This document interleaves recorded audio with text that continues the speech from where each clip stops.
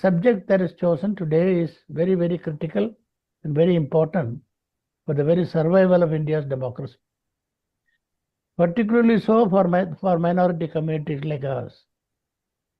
So I thought, since you have given me enough time, I will take you through the entire process briefly. I can't do it extensively because it's an ocean. I'll briefly take you through the electoral process that India has adopted as a vibrant democracy more than 75 years ago.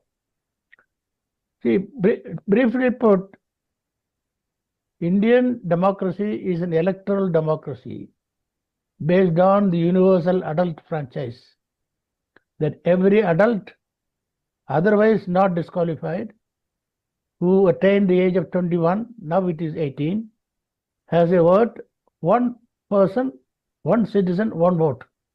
That's a basic fundamental principle, because as soon as India's constitution was adopted in 1950, Indians became from subjects to citizens. There's a critical difference which many people do not know even now. So let me take a few minutes to explain. What's the difference between subject and... Now, almost all of you might have been born only after 1945 or 1950. I am the one who was born before that. There may be one or two. Before that, those who were born were subjects. We were either subjects of the British regime or subjects of the Maharaja. So, as subjects, you have no rights. You just have to obey the orders of the government, whether it is the king or the queen or the emperor or whatever. Whereas citizen, it is completely the other way around. It is the citizen who makes the government by exercising of his or her franchise, and is the government has to obey the citizen. Look at the difference. And what makes this difference? It is that vote. It's something called the vote, the adult franchise. Once you realize the importance of the adult franchise, tragedy is that our educational system was so defective that nobody told, because I was, when India became independent and when it became a republic, I was just emerging as a school student and then going on to become college student and then going on. But nobody ever told us that you are a citizen, you are the one who make the governments, and we continued our mentality of subject. There's not much of a difference between slaves and subjects. Only that slaves are not handcuffed. But this tragedy of not informing the people, not educating the people, has cost us very dearly. Even now, 95% of Indians feel they are subjects. I'll tell you a small instance. I belong to Kanyakumari district. I belong to Nagarkoil. I used to live there for some time. Now I don't live there now. And I had gone to address one of the leading women's college in Nagarkoil. I explained the subject, and everyone was quite surprised.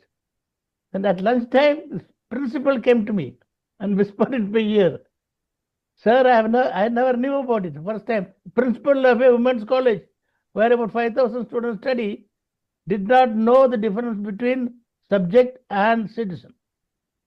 It is because of this tragedy that India's democracy is going to dogs. Now, coming to the electoral system. India's electoral system is built into the Constitution of India, Article 324. There shall be an election commission of India which will monitor, supervise, and control the electoral process. Now, Indian election system is centralized with an election commission of India with full autonomy, statutory and plenipotentiary powers, and the election is conducted through the administrative machinery. Administrative machinery means we have the chief election commissioner, the election commissioners in Delhi, Then every state has got a chief electoral officer, IAS officers. Invariably, all these are IAS officers. Every state has got a chief electoral officer, and then election is actually conducted at the district level. The district collector, who is another IAS officer. District collector is also district election officer. He is also the returning officer, and below him the other RDOs, DROs, sub-collectors, they become deputy election officers, electoral registration officers, and assistant returning officers. This is a structure. And the directions and manuals are issued by the Election Commission of India. Now, coming to the India's electoral system has two basic components. One is the voting system. One is the voter list. I will come to SIR. SIR concerns the voter list. Unless I briefly tell you about the voting system, I have to link it with the voter list, which is important, so that you understand what is the connection between these two. The voting system earlier, during our time, and some of you, was it both paper ballot. You go to the polling booth, a paper ballot is given to you, you look at the candidate's name, symbol, you stamp it, put it in a ballot box, and that is counted in front of people, open and transparent. Everyone knew about it. Starting from the late 90s, electronic voting machine was introduced. Since then, there is no paper ballot. You go to the polling booth, there's a machine. The list of the candidate's name is there and the symbol is there, and the presiding officer presses a button, a light bleeps, you press a button, a light bleeps, and you go away. You don't even know, and there is a small slip comes out now. You can see the slip and go back. But you are not sure whether your vote has been registered. You have not seen it with your own eyes. Something in the machine is recorded, and then counting also you don't really know. So, though technology has brought in the basic understanding, the consider called democracy principles. Democracy principles means a voter, because as I told, the citizen is a sovereign. Sovereign is the one who is giving his or her powers for 5 years to her elected representatives. So the sovereign should know, that is the fundamental democratic principle. The sovereign should know that her vote was recorded as intended. Cast as intended, recorded as cast, and counted as recorded. But this is not happening in the EVM. You don't know. You just press a button, after that you vanish. So these are highly defective. We have been taking up this issue. Every other democracy in the world has gone back to the paper ballot. India is sticking out to the paper ballot because you can indulge in huge fraud. Now, sir, this electoral roll is also linked to that. I'm coming to that now. Now, this EVM is facilitating large-scale fraud, spurious injection of votes without your knowledge, because it's a machine. It can be operated remotely. Votes can be added and results manipulated.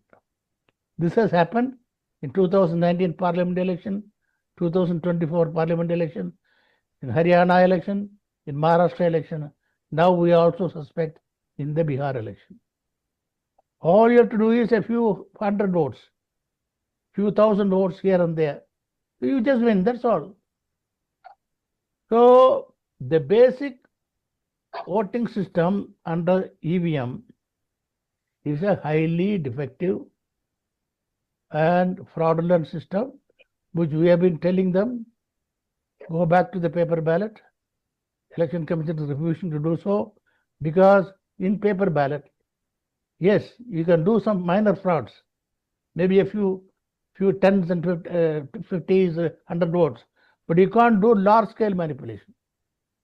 You can win a few booths, you can win 1 or 2 constituencies, but large scale, like it happened in Maharashtra, Now it has happened in Bihar. BJP, with all this anti-incumbency, has a strike rate of 90%. Can you believe it? Strike rate of 90%. 100 fellows contest and 90, they win 90 seats. Same happened in Maharashtra also last year. Pure manipulation. Then we worked out the calculation. Whereas Congress party, their rival in Maharashtra, their strike rate was 15%, 15%. And Bihar, it was 10%. It can't be like that. It is like a Russian election. It is more or less now like Russian election in Vladimir Putin election, 90%, 95%. So I don't want to go into detail because this webinar is meant basically for SAR. I'll come to the voter list. Now, but before that I'll say, because of this fraud, why it takes place is, the voting system has got three basic components. One is the microprocessor, the memory in the voting machine, where when you press the button, your vote is recorded in the memory. Your vote is recorded in the memory. That is the microprocessor. Even now, no one knows who manufactured the microprocessor. Highly secret. Only some fellows in the government in control, they know it. And they are refusing to give the source code. Our sector in the our civil society experts have repeatedly requested them, please tell us the source code so that we can also verify the genuineness and integrity of the machine. But they refuse. So microprocessor integrity is doubtful. Then there is a small mouse-like machine called symbol loading unit, where symbol is downloaded from the Election Commission's website and uploaded in the EVM. That is another mischievous kind of machinery. No one knows what is inside. Our experts say you can manipulate that and introduce kind of a fraudulent kind of thing, so it can be manipulated from outside. So third is the VVPAT, voter verifiable paper audit trail. In order to have some verification, some audit, they brought in this VVPAT in 2019. There the slip is, so you must have seen the slip. It is shown to you and the slip drops down. The natural corollary is that this slip also should be counted, so that the audit is complete. And they are refusing to count this. They say they are showing that slip to you, but they will not count. So because of this inherent flaws in the EVM system, the EVM system is highly doubtful. I use the word weaponization. India's voting system has been weaponized. Once India's voting system has been weaponized, then you come to the feedstock, the voting list. Voting list is the feedstock. Per se, voting list alone cannot manipulate elections. Voting system alone cannot win elections.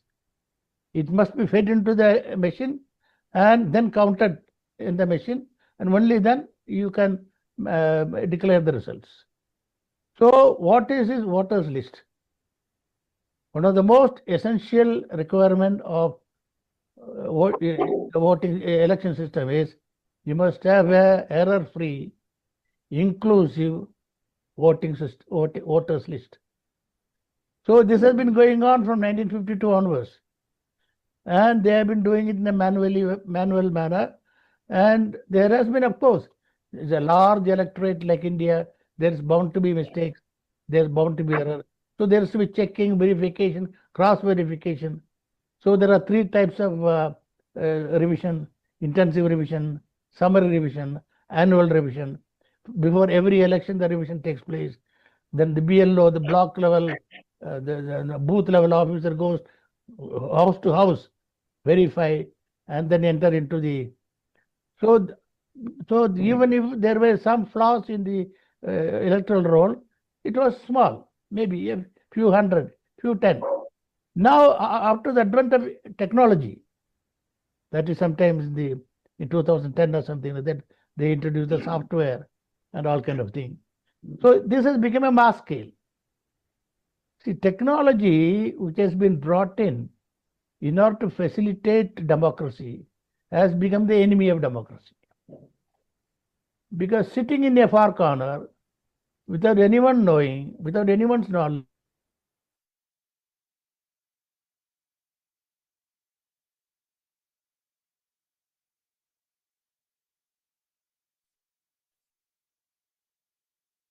Sorry, you have muted. Please unmute.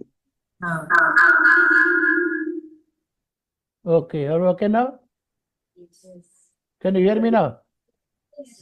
Now we can hear you. Okay, now you must have heard Rahul Gandhi giving presentations about how ingenuinely they have been manipulating the list, and in bulk, in thousands, in lakhs. In one constituency in Karnataka, he said there was a fake voters of 1,05,000. All these are possible because of the introduction of technology.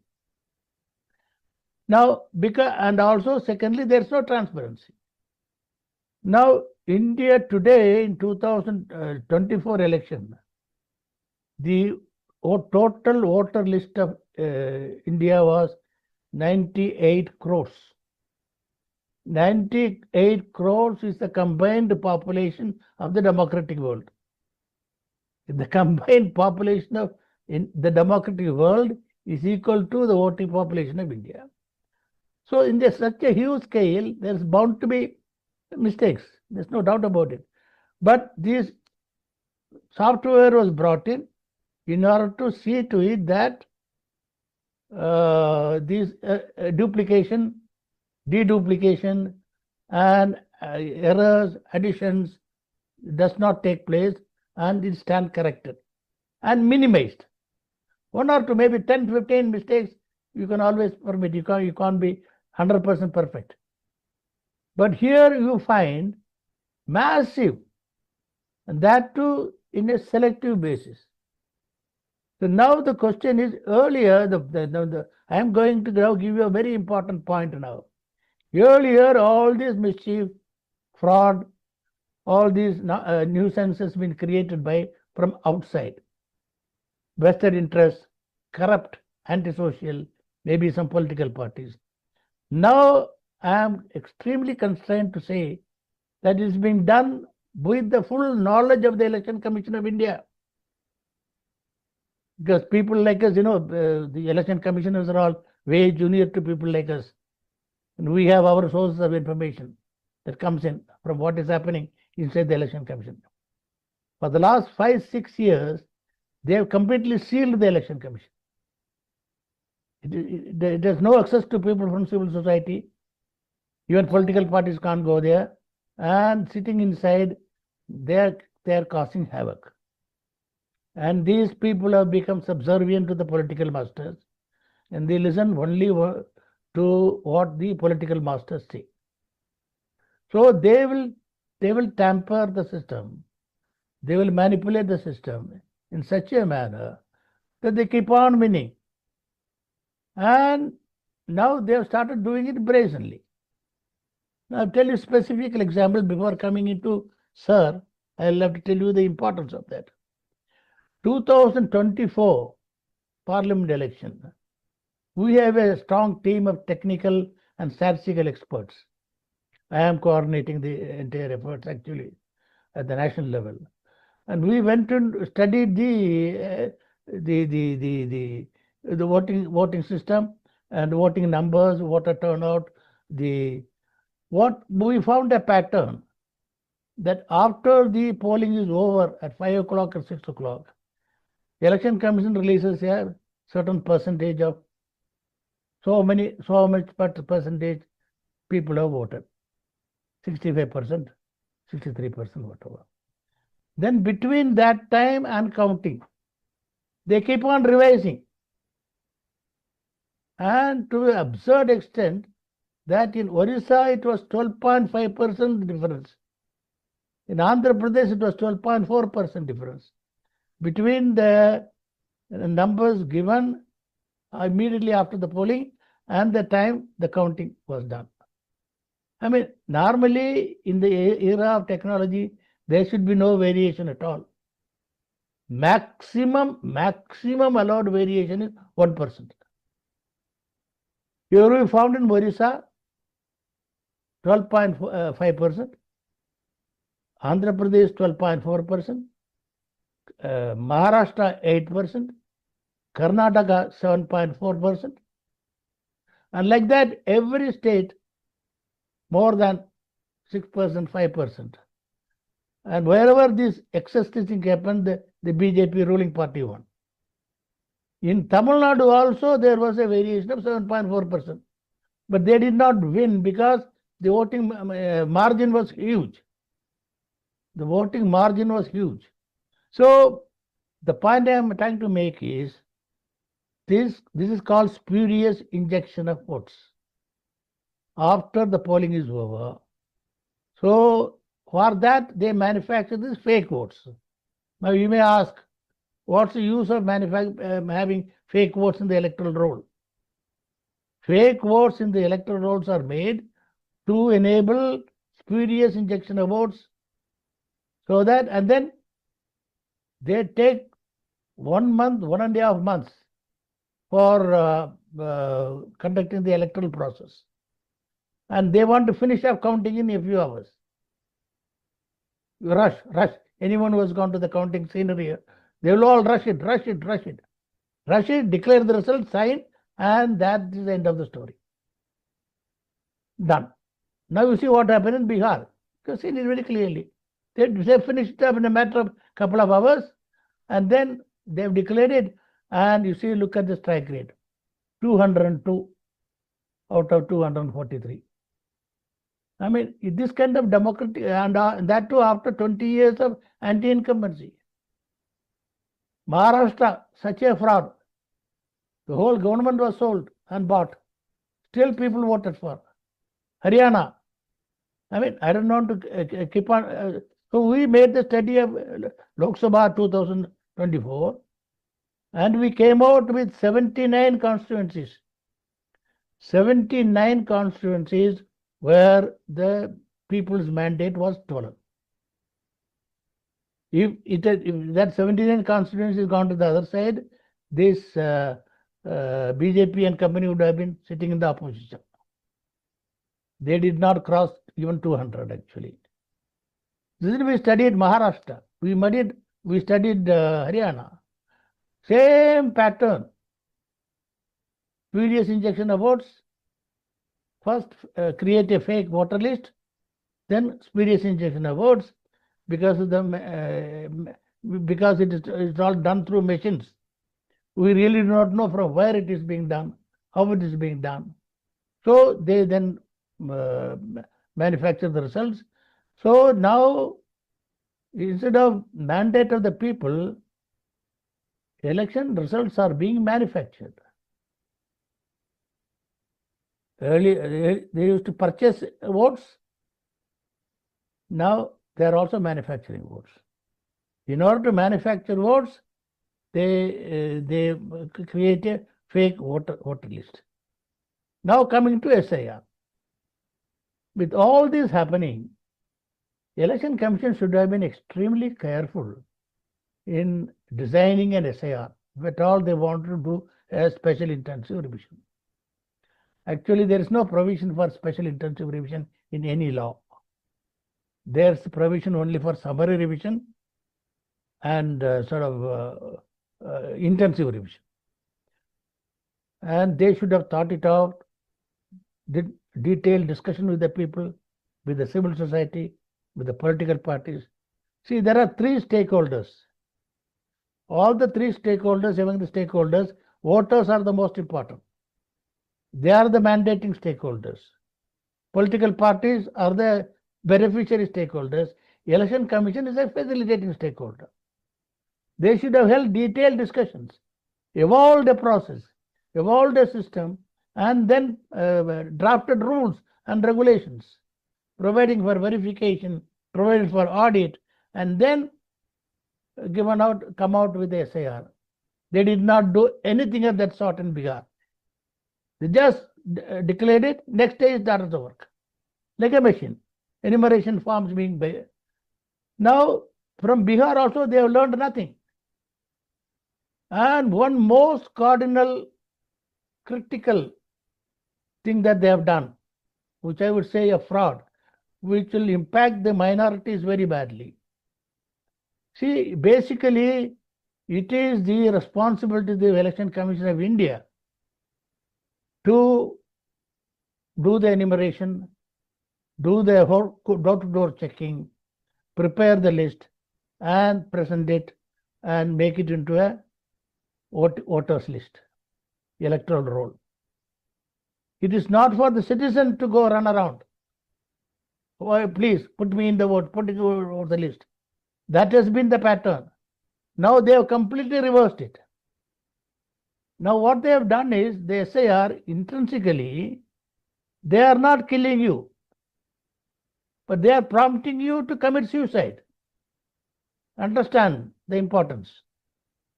Election Commission is not killing you, but they are creating a situation in which you are forced to commit suicide.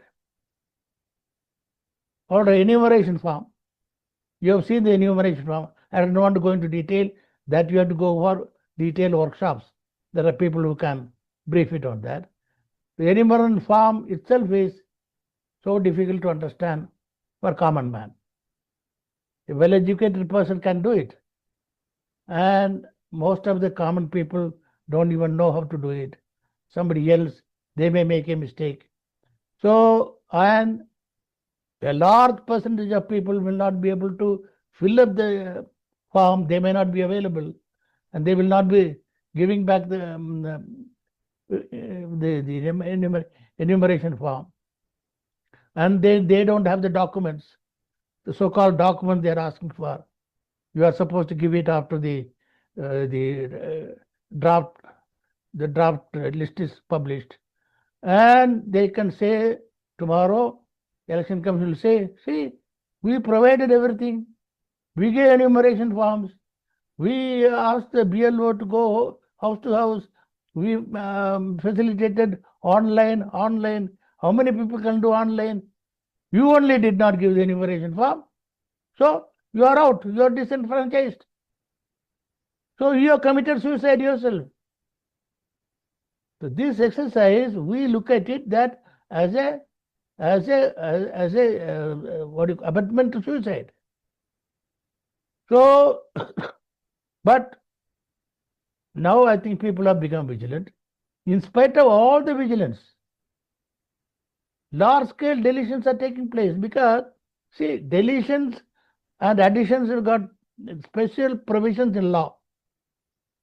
Representatives of People's Act, and the rules clearly lay down how votes are to be deleted, how votes are to be added.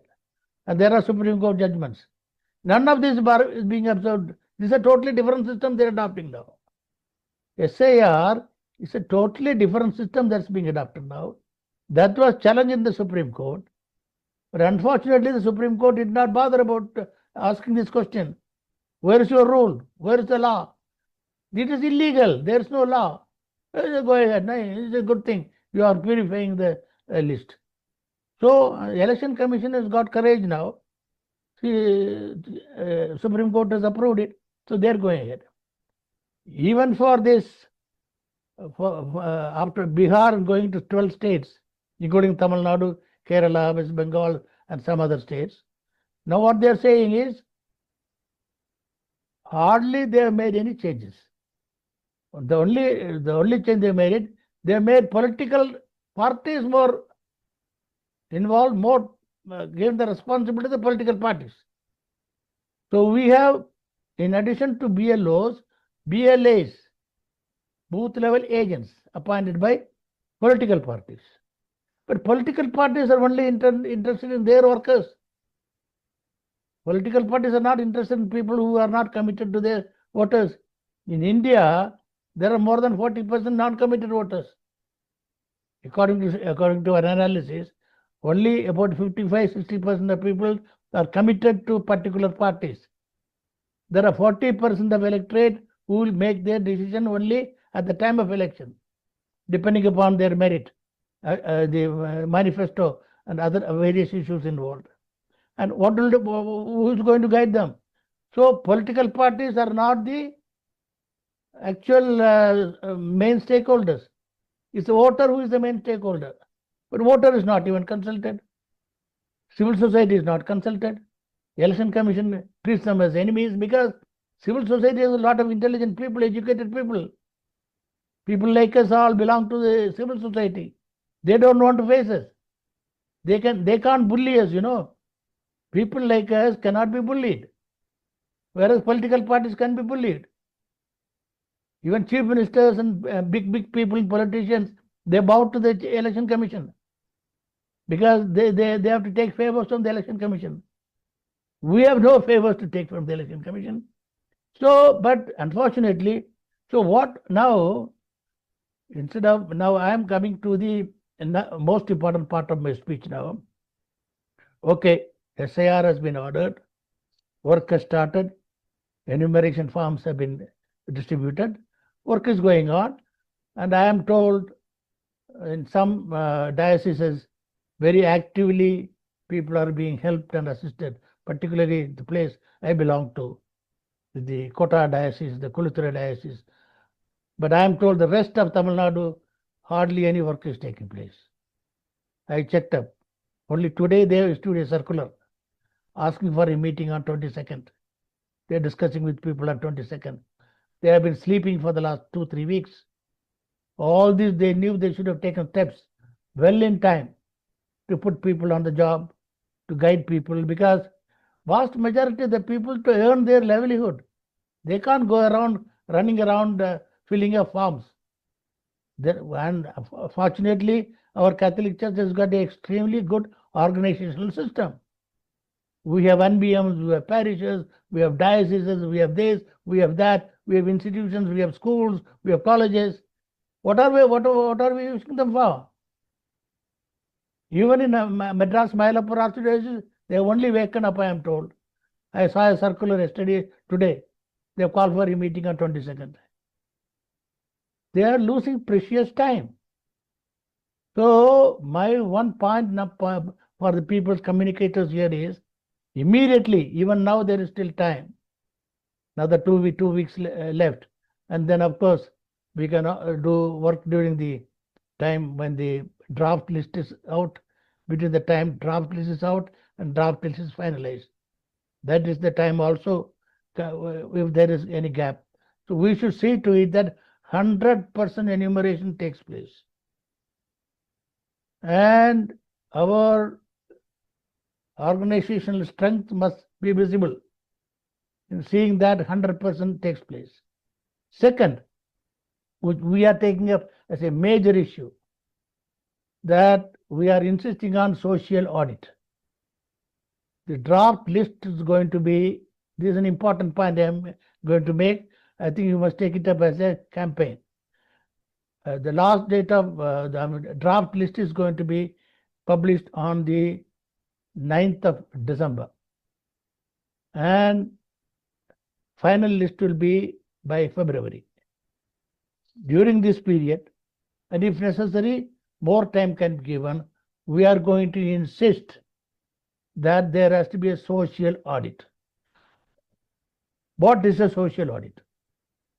Social audit is like this. We have village panchayats. We have ward committees. We have booth level kind of committees. So these ward under the Panchayat Raj, these ward committees and village panchayats and booth committees will assemble on a particular day. People will be there, the local people will be sitting there, who knows the locality very well, who is there, who is a voter, who is not a voter, who has gone and who has not gone. And the BLO will go there along with the list of that particular panchayat, maybe 1,000 votes, 1,500 votes. And in front of the assembly, he will read out loud. He will read out the name, address of each and every voter loud. and people sitting there, they will make the corrections. If some wrong name is included, they will say, no, so-and-so is not living anymore, or so-and-so has gone abroad, so-and-so has migrated away, so he is not there, he is not a voter. Remove him. And also they will say, so-and-so you have not included. That person is here for a pretty long time. He is a resident of, he is an ordinary resident of this place. Adding and alterations, and they will pass a resolution approving this list. Only then this list becomes final. That provision is available in the law, in various other project schemes also. Even in the election manual has got this, but these fellows have not included that. So there are two things that the minorities must do so that there is no manipulation of the votes, there is no vote chori. One is using our organizational strength to see that 100% enumeration takes place. Second, to see that before the list is finalized, the social audit takes place. I think we must make it into a campaign. This is a matter of life and death for the minorities. I am saying it because this deletions is not only imaginary. It's not just Rahul Gandhi speaking or so-and-so speaking or coming in the media.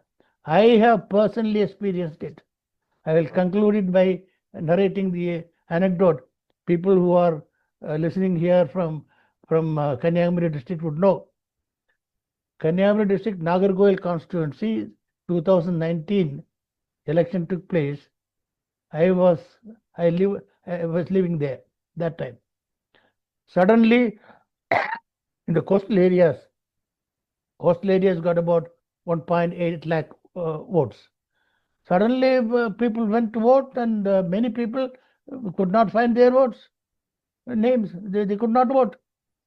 This big commotion. By afternoon, my house was virtually flooded. I mean, is it what's happening? What's up? Fraud is going on. Fraud is going on.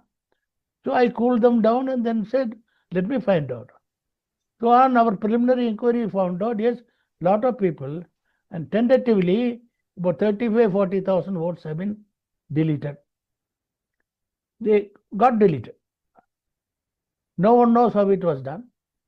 Then we found out that they had given a list, voters list, immediately after the candidates was finalized, and that every candidate had, political parties had. That was the one being circulated. These names were there in the list. The list given on the day of the last day of the nomination. But 3 weeks later, when the actual voting took place, the list was given to the presiding officers, which they used for voting. Their names were not there. The deletion has taken place during that time, that 3 weeks, 35,000-40,000. Maybe it could be even more, but it was estimated up to 72,000 in 5 assembly constituencies total together. So we were planning to ask for a re-election. We had a meeting. Then I called up the chief electoral officer of Tamil Nadu, chap called Sahu. I said, what is this? Are you aware of it? It's a very serious matter. He had no knowledge whatsoever. First I talked to the collector.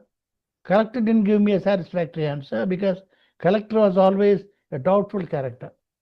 The man had RSS background. He was from Maharashtra. I had my own suspicion about him. So chief electoral officer, he said he had no knowledge. I said, check up and tell me no. It's a very serious matter. There will be riots otherwise. So he said, please just give me a couple of days and I'll come back to you. 2 days later he called me. So you're right, sir. About 12,000 deletions have taken place, not 40,000. I said, even 12,000 is a big number. Even 12,000 is a big number. What are you doing about it? You have to investigate. So we filed a formal complaint. No investigation took place. Then we came to know my bad habit is I start digging in. Came to know there was a meeting a week before the actual voting day at the Kanyakumari Vivekananda Kendra, where RSS people attended and some election officials also attended. There they decided, some or other we must make the BJP man win. So you got to do some heraferi. And they desperately, at random, deleted these words. And that is how this got deleted. So the point I'm making is, and all Catholic votes, all 35,000 was Catholic votes. So the point I'm trying to say is, make is, this has happened, this can happen again. We got to be alert.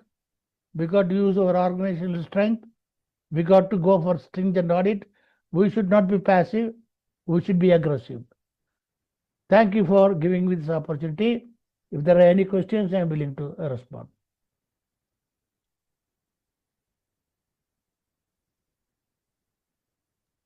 So, my dear friends, so at this hour, our Mr.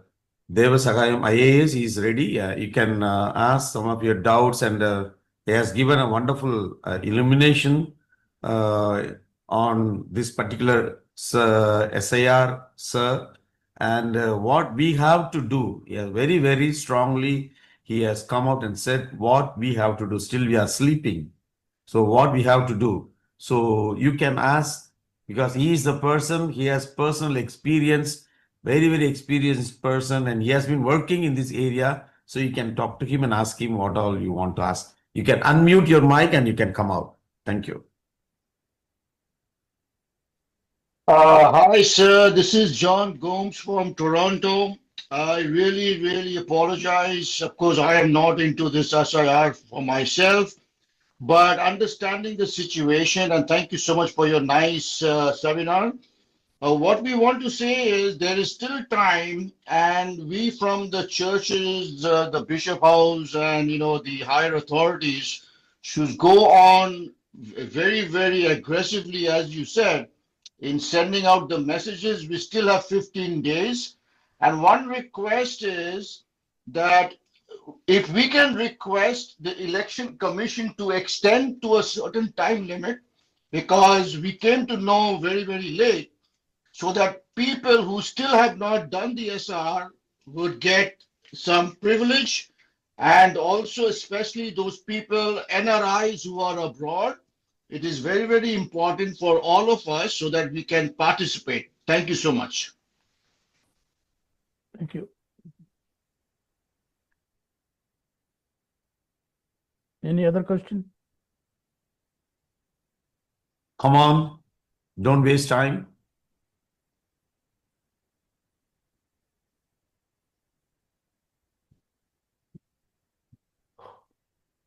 So very clear.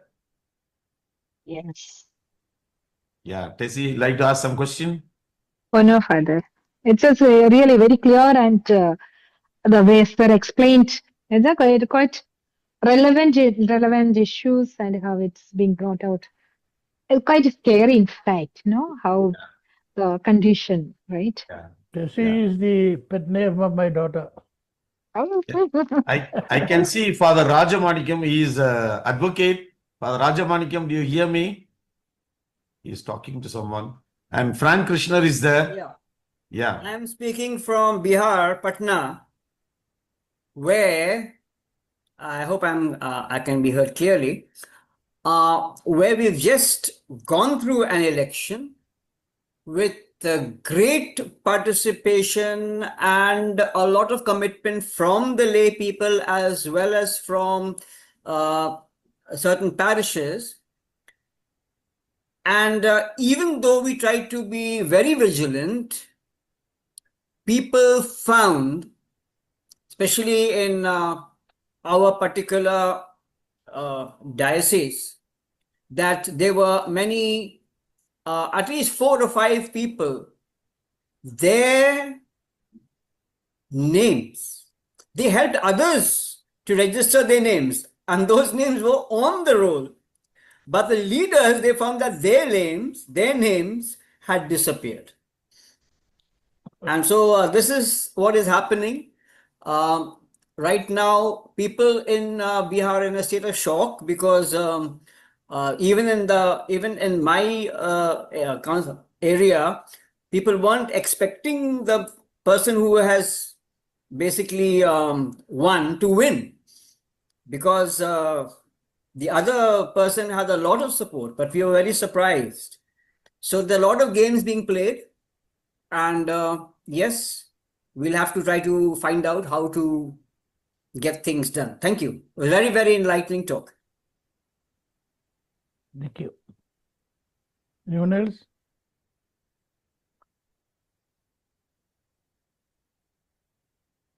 Okay, I think the talk was really inspiring and very, very open, and explaining the historical way of understanding our citizenship, then the election, and what all the things, how the things are organized. Particularly a very, very open explanation of the electronic methodology. What No, we, Father, Yeah. 1 minute. yeah, I'll just respond to that question. The yes, sir. extension of time. Yeah, That is not in our hands. From as far as the election commission is concerned, we will do whatever we can, but we must go as if there is no extension. We must go within the limits. Secondly, I had requested Father Christu Rajamani and Mr. Franco Thomas. Franco Thomas is the active coordinator of these activities in Tamil Nadu. We have a very strong civil society group, and he is also a trainer. And he is another hardcore Catholic. And Christu Rajamani, I asked them to come. I'll ask them to say briefly what they have done so far, because Christu Rajamani, Father Rajamani is the one who's coordinating the efforts in Kotar and Kuluturai, which I am told is doing very well. And Franco Thomas is coordinating for the whole state for the civil society.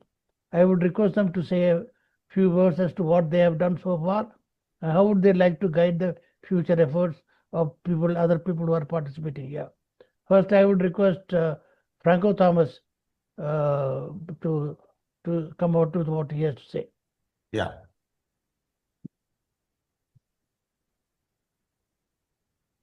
Franco? Thank you very much for the opportunity. Am I audible? Yes, yeah, can. Yeah. Number one, as Devasahayam sir and many of the participants know, we organized a conclave, national conclave last month, going into all the issues related to integrity of the election process, and we have passed a Chennai declaration which is sent to the Election Commission and to the press also. And all those discussions are available in a separate website and YouTube channels that I can share later. Subsequently, we have been having meetings online with every district representatives and getting feedback. The things are very bad. Filling up the form, it's so sad that yesterday one of the retired High Court judge called me and said that, Franco, I am not able to fill up this form because my father and mother passed away so long ago. How do I get the details of their epic card, their booth number, their serial number in the voter roll which There was existed? there was no epic card at that time.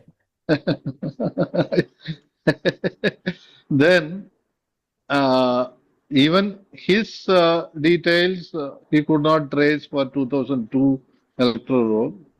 So I guided him, and it is a very tough, difficult job to find these details of 2002 in the electoral rolls. That's one. But I have given few interviews to YouTube channels which are available. I have conducted few online trainings which is also available as videos which everybody can use.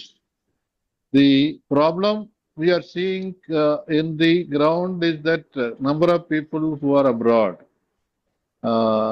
they are not able to access the site abroad. I think they have put up some restrictions, so they are not able to download the form and fill up. That is one issue. We have been writing to the Election Commission of India and the Electoral Office at Tamil Nadu. They don't bother.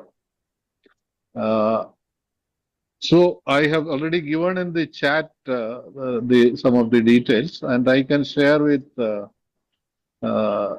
all my videos in which I have explained how these forms can be filled up, and I have also gone into the politics of SIR in the beginning.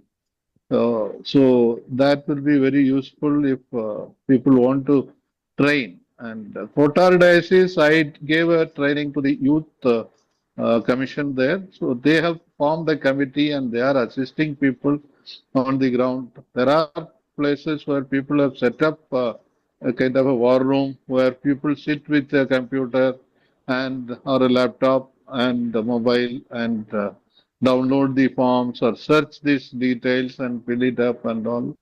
That is happening, but it should be done all over. The latest information today is that yesterday, Kerala, there was a death of a BLO. He committed suicide. The family is saying that it is due to the pressure. And today, Rajasthan, one BLO has committed suicide. Again, due to work pressure, they are not given duty relief.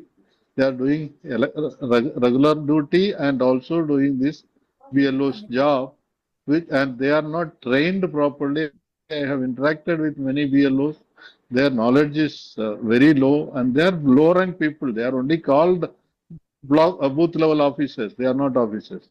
So they don't have much of knowledge. So today, Tamil Nadu, the Government Employees Association has declared that from tomorrow they will all go on strike. So this all may lead to some kind of a delay, and probably the date might get extended. But my appeal to everybody is that any number of training needed, I am willing to give training online. And in some places, maybe physically also I can go. I have developed that expertise in that filling up the form and how to do the search and all. So that I am willing to do. So that's my offer and suggestion. And I once again the same appeal of MGD sir that we should not leave out even a single eligible person from enrolling into the voter roll. Thank you. Thank you, Mr. John Thomas Franco. Thank you so much. I think Is there Father Rajamani? Rajamani is there first. Rajamani? He said he will come. Yeah, I saw him.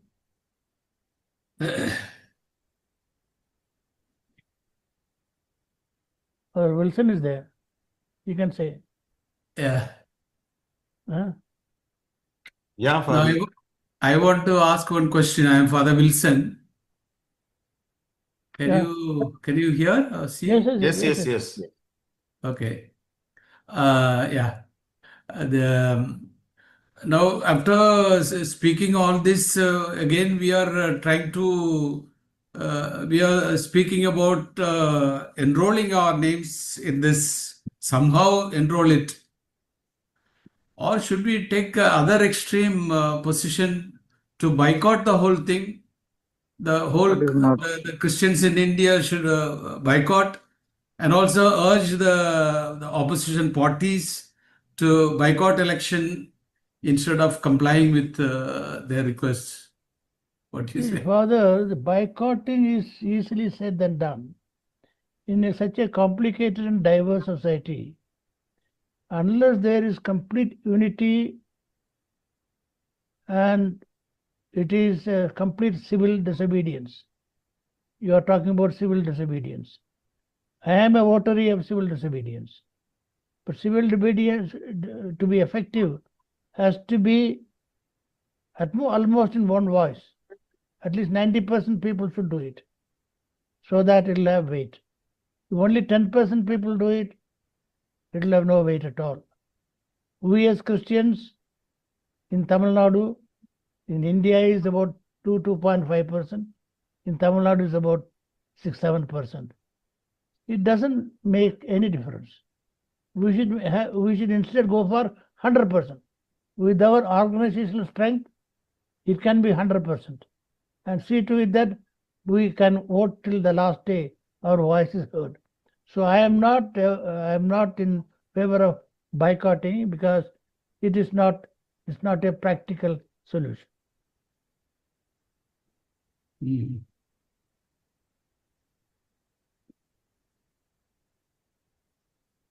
Again, this is John Gomes from Toronto. I just wanted to have a suggestion, and thank you so much once more. And what we would say is we are resembling what we say from West Bengal, because we have a lot of I would say point of contacts, especially, with our churches, our parishes, and then we have schools, we have colleges. We can do like this online seminars where, educational seminars about the SIR and how things are done.